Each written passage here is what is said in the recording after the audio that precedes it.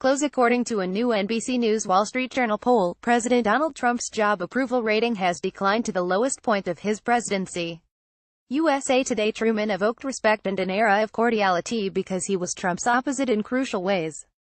Mary McRory's tribute on his death explained it all. When former President Harry Truman died in 1972, Washington Star columnist Mary McRory wrote the following: "He did not require to be loved.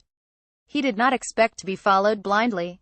Congressional opposition never struck him as subversive, nor did he regard his critics as traitors. He never whined." 64 years after Truman left office, "Give him hell, Harry" is a hot topic again. During President Trump's appearance before the UN General Assembly in September, he quoted Truman. When Trump made his fire and fury threat to North Korea in August, the press was quick to point out how closely his words mirrored Truman's ultimatum to Japan after the Hiroshima bombing. Who did outright hero Judge Roy Moore quote after winning a Republican runoff for Alabama's open Senate seat the unapologetic liberal Harry Truman.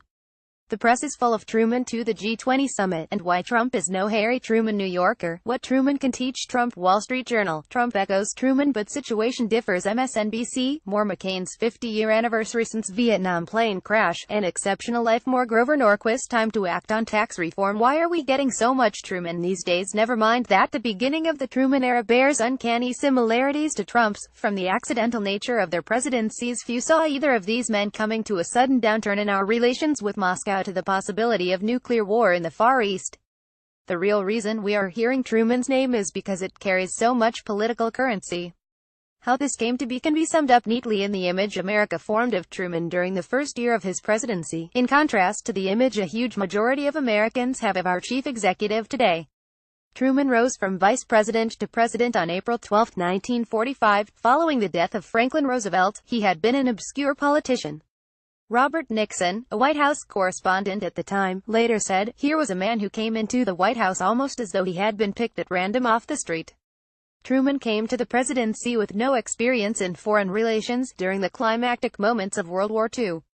He brought with him simple American principles, and these values he expressed through a sign he placed on his desk during his first days in office. A quote from Mark Twain: "Always do right. This will gratify some people and astonish the rest."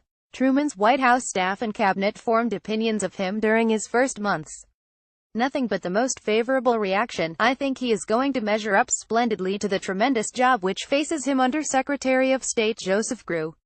He proved to be easy to work with and one of the nicest people I have ever known." Chief of Staff Admiral William Leahy. "He is capable and an extremely fine gentleman for whom everyone has the highest regard." Assistant Press Secretary Eben Ayers. Truman held his first press conference on April 17, 1945. The Missourian spoke with such take-it-or-leave-it gumption, the press responded with unprecedented applause.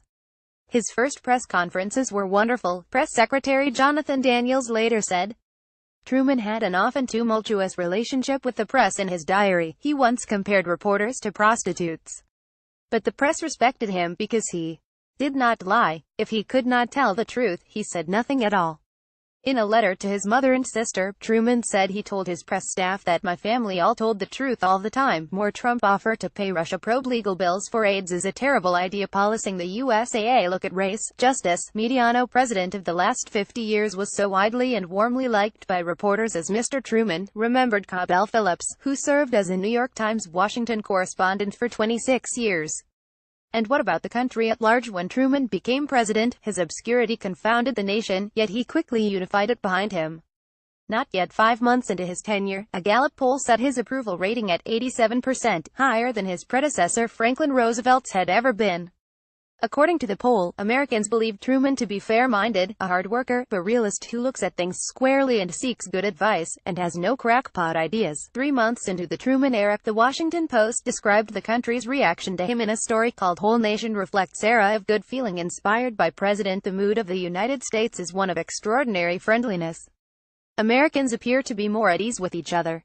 They are more inclined to talk about national affairs, less inclined to argue. In short, there is a cordiality in the air that this country hasn't known in years. This is the image America formed of Truman during his first months in office. He didn't require to be loved, didn't ask to be followed blindly, and didn't regard those who did not support his views as traitors. He never whined. That is how you earn respect in Washington.